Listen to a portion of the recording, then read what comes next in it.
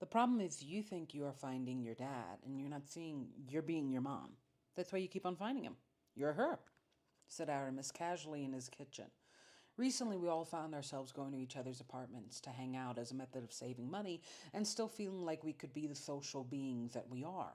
He was making some churrasco and chatting with me while I plastered some tostones. Yet at that moment, being completely red so simply and accurately that amidst butter knives and plantains, I committed the ancient Japanese ritual of seppuku, when a samurai warrior stuck their own sword in themselves as a form of avoiding their enemies or shame. I was avoiding both, but this time the enemy was myself, and I hated it. However intelligent I may be, life has consistently shown me that my ability to think I know so much transfers into quietly thinking I know everything and just leaves me for stupid eventually. I had never considered that perhaps why I find my dad in most of my male dynamics, and even a few female ones, is because I was my mother. Not only in my reactions to life, but in picking those who could join mine. You would always complain about how nice she was to him, he said, flipping the skinny skirt steak before him. He was dropping my truths as if I was the one he was cooking. Still, it was true. Often I fought with my mom because she never saw me or my feelings and how I too can have valid, virtuous approaches to life that are even better than hers. For most of my life, I thought she was raising me to be better than her, but when I actually was, I got chastised. And now I see she was raising me to be the best of her, or what she thought was the best of her, even if it wasn't. In her head, letting my dad steal from us, verbally assault us, and then forcing him to take me out on a family dinner was somehow a lesson of loyalty, compassion, and acceptance. Yet, for who?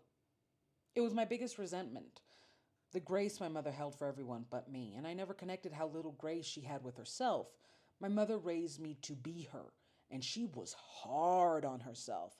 And I cannot help but feel like most of my toxic relationships ended because I could no longer avoid that I outgrew them, and that all the moments I had with these persons I had rewritten to make them better and me worse. He left us homeless, didn't he? My mother said meekly, as we looked at his love letters and their wedding photos. A few months ago, my mother and I had a huge fight because the past is a tricky thing to approach for both of us. We want to leave it behind, but there are parts of our present that are directly linked. When I was little, my father took my mother's money and claimed he was paying the rent for the apartment he he was now kicked out of after her finding out he was committing bigamy. My mother was very sick in my younger years, and sometimes I think that is why, at least when I was a kid, she trusted my dad too much or did not fight him enough. Yet I do not know why that approach lasted for most of my life. Now, after our disastrous daddy daughter reunion, my mother was more willing to accept he was evil and seeing the things he did to her that left her damaged in every way, from personal foundation to finances. Yet she still fought to be right, even when recounting how others did her wrong. Still, I was different. With so many tower moments in my life, I was officially acknowledging I put myself in each of those doomed, ready to crumble relationships. It felt more freeing to say my role, but my mother was not ready for that freedom, and I understood why. When Aramis declared over a sizzling steak I was approaching daddy recovery all wrong, I may have been my father's abuse victim. But I was my mother's student in how to deal with such abuse, and it totally explained why I kept on getting that loser back in my life in a different format. It's something about someone beyond me saying that to me. Seeing me better than I see myself was inherently seppuku shame. I was a warrior known for her strength in fighting life's battles, but completely ignoring that some of them did not need to be fought or become all out wars. Even worse, some of those battles I swore were attacks, but were 100% started by me. And this idea that if you fight to be in the trenches of others' lives, you somehow are absolved from how they use you to shield themselves from their own wounds. God, I hate when someone clocks me, I said internally as I asked him to make my steak a little rare. All right, let's heal, let's discuss. One thing that I have totally inherited from my mother, not as badly. My mother is very arrogant. She is Virgo moon to the max.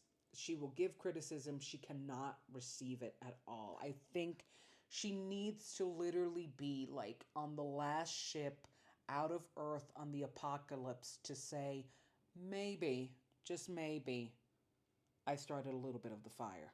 Like she's just not good with accountability, but the best person to make sure everybody knows where they went wrong. So, my argument with my mother was not whether or not she told my dad he was bad, it was the grace and forgiveness that she showed despite it.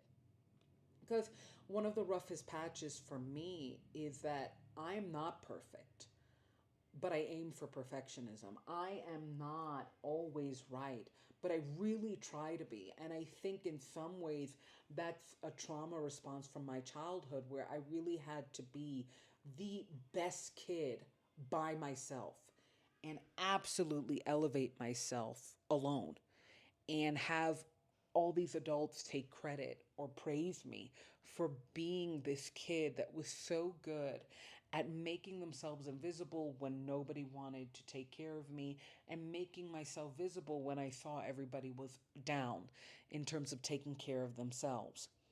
And I that energy of people pleasing in some ways makes taking criticism really hard because I associate it with I'm not pleasing people right now. I failed in making everyone happy with me or making everyone think that I am solid. And when he said that to me, it totally rewarped the purpose of Daddy Recovery or added this nuance that I was missing because I was approaching it on how dealing with my dad on an interpersonal one on one level made me subconsciously consistently find people that were like him, that in the form of friends, in the form of bosses, in the form of lovers, and how that kept on trickling to me financially, emotionally, mentally, just spiritually being always a little down and not where I could be or should be or wanted to be, and not even believing I could get there. And when he said that, you're not you're looking at this only from the perspective of your abuser abusing you. But how did the people around you teach you how to handle that? You're not your dad in this scenario. You're your mom, and she was another victim of his. I mean, that man used her money to build himself and then would taunt her and make her cry. I'll never give you money. I'll never give you child support. And then would write her love letters and stalk her. And that yo-yo of, I absolutely adore you. Let me torture you. I think you are the best human being in the world. Let me make you the keeper of my mental health that is always messy and on the brink of disaster. Um, that kind of dynamic has always trickled into my relationships, particularly with men, but with women too. I think it's, ultimately we're all souls. And I do believe in reincarnation. I was taught to believe in reincarnation. So you could come back as a man, as a woman. You could be from India, 15th century, and come back 19th century to Britain. Like, we have lives, and those lives are meant to grow us. And they impact us because we may not always remember our past lives. Most of us don't, but we have the inclinations and lessons within us that we learn. And I do accept that I picked my parents before I came. And I really feel this way because they have taught me so much, the both of them, for better or worse. And I understand, even if I resist it and it makes me sad, why I got them. Because they have shown me ways I have not loved myself, almost, and not by how they nurtured me, but by my very nature. I've always been extremely loving, always been trying to be loved by everyone. And I got two parents that just made that the most impossible thing to get. My father was never going to love me, and my mother's love made me not love me. And I realized when he said that, you're dating like your mom, and I have an upcoming episode. I think I promise upcoming episodes every episode. It's just I write so much and then I record, and then by the end of the day I have 50 podcasts that I haven't posted, and then the next day I get inspired too. And it's this dichotomy of like I don't want to miss inspiration because I'll say I'll do it later and then forget. Um, but when he said that, you're dating like your mom, it triggered me because my mother was very hard on herself. And I really do feel in raising me to be like her or what she thought was the best of her, um, she was hard on me. Like she may have given it to herself quietly. Like, like I know internally she was overworking, overthinking. And she held no grace for either of us. But I didn't realize it was because she was trying to make me her and what she thought was the best of her. My mother praises herself on her ability to let go, but really she shuts down. And I clash because I don't shut down, but I was taught to. I was taught that letting go is just not acknowledging what went wrong, not staying in how badly it makes you feel, doing everything to distract from the feeling. Go shopping, go cook, go read, go to bed, consistently avoiding bad feelings that others leave you with and painting them as supervillains without taking any accountability or acknowledgement that you let that supervillain fly in through your window, you know? Because I think there are two things that I'm trying to accept. My father was evil, and my mother was wrong. And inner Deandra would be so punished if my inner child, who's a remnant of my childhood, is totally still scared to say that because she would get so punished for even thinking that she didn't allow herself to think that. And I I'm giving myself permission to accept that my father plotted against me because he was a loser and a hustler and a vagabond. And I'm giving myself permission to say my mother taught me wrong on how to deal with people like that, energies like that. She taught me how to just think you're smart and be arrogant by how you consistently let this person back in and set yourself up for them to downfall you and then act like it didn't happen. My mother gave my father a million chances to be a better dad, to be a more responsible person, a respectful person towards her. And he never did. He never was. But she gave him a million chances. And part of my resentment, which I talk about, is that that's the person that would eviscerate me over dishes. You know, that's the person that never made associations between my father's behaviors, like leaving us homeless, and my future and protecting it, and her future and protecting it. He was our debt. And she didn't see that and kept on acting like he was our due or our duty. And her words didn't match her actions. And mine didn't either. And that broke me when he saw it because I felt it was such an ego trip to be so visible to someone and have this veil taken out from your eyes that you didn't know was there. It was like he saw a part of me that I didn't know was there, like a mistake I was making. And I felt so quietly fragile. I was like, oh my God, make my steak rare. And I'm very, like, when somebody clocks me with wisdom, I get quiet. I'm like, oh shit. Like, you can't talk back to wisdom. it's too wonderful and powerful and and absolutely like ah, like when wisdom shows up and slaps you in the face, you're going to be like, "Oh damn. That hurt me. That hurt."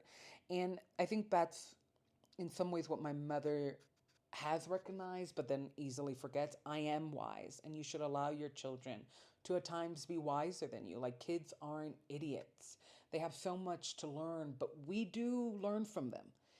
And when my mother acknowledged that he left us homeless, and I think it's an incident I spoke about before, but I'll speak about more, it was with this meekness because I wanted to get, I want to start do scrapbooking, and we were looking through a lot of old pictures, including of her wedding, and it was the first time she talked about this moment of her life without the rose-colored glasses and without this this desire to somehow make this moment this grandiose, so romantic, you know, Wuthering Heights without the tragic ending, right?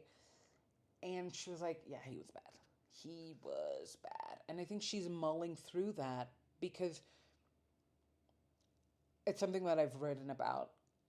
I find it disgusting how men or people really, because but mostly men, because that's the privilege sometimes of being whatever checkbox. You can say things that others can't say and do things that others can't do. And I really do feel that we have defined privilege as just the possibility to be unaccountable with your unaccountable to the possibility to be a villain and not pay consequences. Because not every privileged person is bad.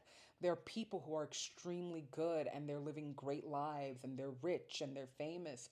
And there's also people that are extremely poor and they have, they fit this gender, they fit this race, they fit this, and they are extremely evil. And it's about your nature and how what is around you nurtures what is within you, or how you allow it or fight back on that nurturing.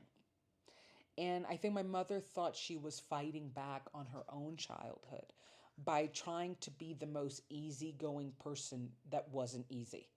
Like, oh, let it go, they'll pay, karma, karma, karma. And yet we paid. We paid his karma.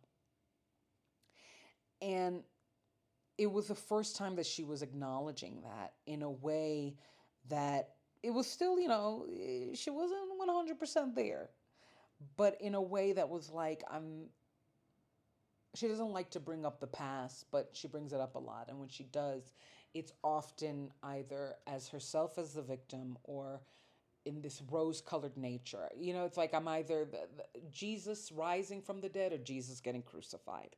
And I want to find balance with that because I don't think you can completely let go of the past when it was so integral to who you are. I think at best you can revise and rewrite the past as some type of heroic arc to make yourself a better person and to see that you were always, by seeing you were always good. And my mother does not like to approach the past for its tragedies and how maybe she led herself into a few of those tragedies. Because it's like taking you think you don't look like the hero. And that was what was happening with Aramis when he clocked me. I felt like he took my hero moment and I'm going to do this seppuku. Like I'm just going to be that samurai that stabs herself in the belly. But the truth is heroes do fail and they have flaws and they have faults and they don't always pick up where the enemy is. And part of what makes them heroic is their ability to heal, their ability to not stay hitting themselves and hating themselves over their mistakes, and actually learning, taking every lesson in life as a new lesson on how to love yourself more and how to love yourself better, and in turn love the world around you. And I want that for me. I want that for me. And I never was allowed to have that until this moment where I'm really fighting to grow. Because one of the benefits of studying astrology and just being me is that I've always, by my nature, defined growth as success. And astrology does the same thing in some ways. It's this concept of success is how you grow as a soul, it's how you become a better person, not how much you gain as a person. And oh, my dog is barking. And I never felt as a child I could outgrow my parents. I had to react like them or how they wanted me to react. And when Aramis clocked me, it was like he clocked not a mistake, but a growth that I was missing. And I very arrogantly thought I already had. And I ate my humble steak that night. I ate it, and he made it rare, and that was very sweet of him. But yeah, yeah, that's the story. And I thank you so much for listening to Daddy Recovery. Check out daddyrecovery.com for the stories. Check out deandrewreesitall.com for the reviews, and check out both for my journey as an artist because it's hard. My art is my humanity, and I want to move quicker than ever. But I'm realizing that pace matters and purpose because of moments like these where over steak you realize a big piece of your puzzle has been missing. Follow me on all socials.